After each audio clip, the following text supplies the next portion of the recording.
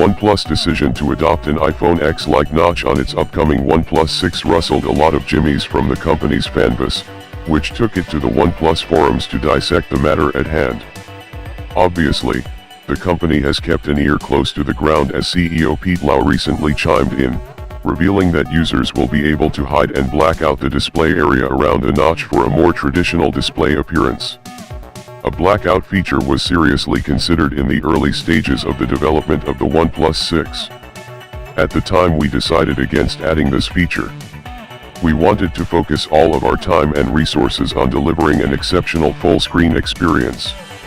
I still believe the best way to experience the OnePlus 6 is using the full potential of the display. Recently many users have raised interest in having a blackout function. We respect your feedback, and would like to give everyone the ability to choose. This function will enable you to black out the background of the notifications and status bar. It will be added in a future software update released after the launch of the OnePlus 6. Look forward to sharing this new update with you all. Thank you for making us better.